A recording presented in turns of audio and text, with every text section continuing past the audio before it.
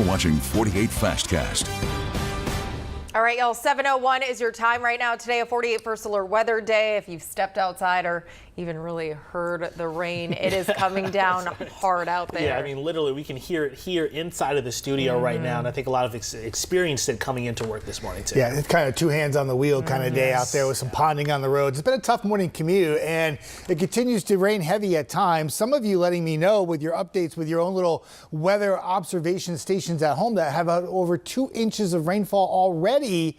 And we're not done yet. So batch of heavy rain moving east and a lot of wet roads out there, including at 565, where it's been raining moderate to heavy most of the time I've been here since 2 o'clock this morning. And we'll continue to track, even though this rain moves out into Georgia, we'll continue to track rain and storms into the afternoon. More development expected off to the south and west.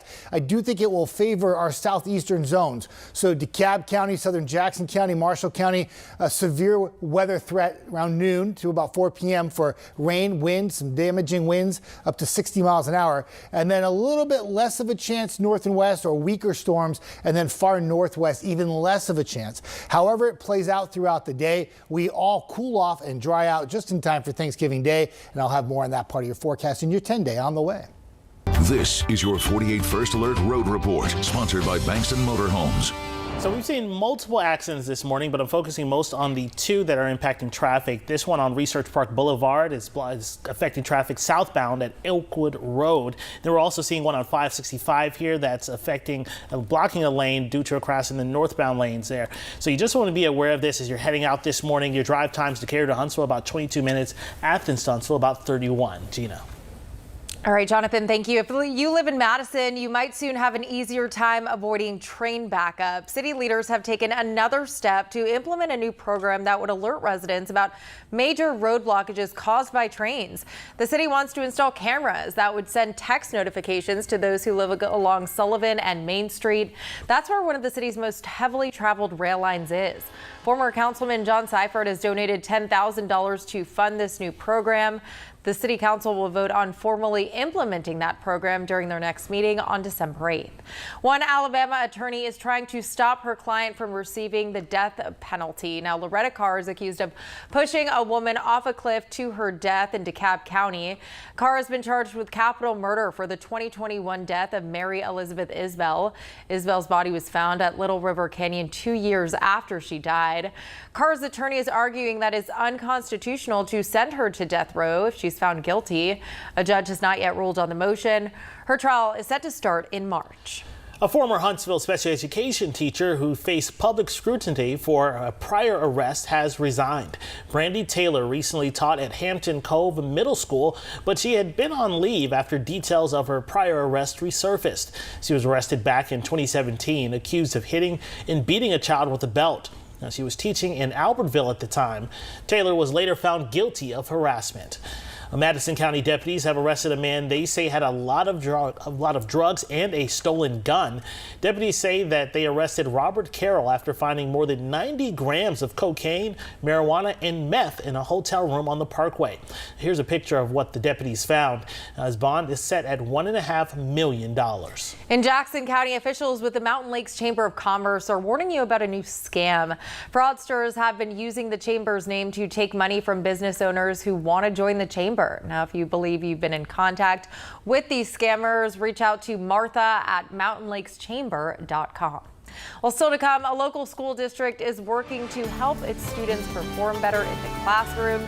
We'll explain what officials are doing next.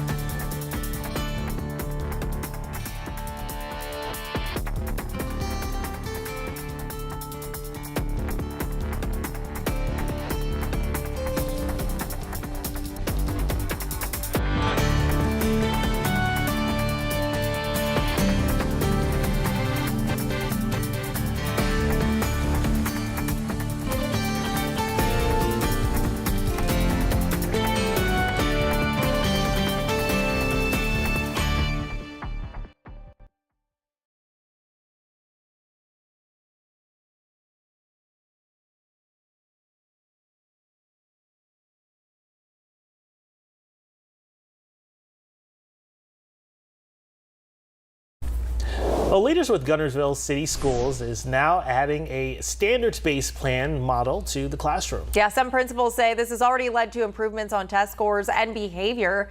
Cherokee Elementary School Principal Shannon Hampton tells us something they noticed was children were moving from one grade to another, but missing important topics. Hampton says one of the biggest initiatives they've done to improve performance was switch to standards-based grading. Traditional grading and standards-based grading use different grading skills.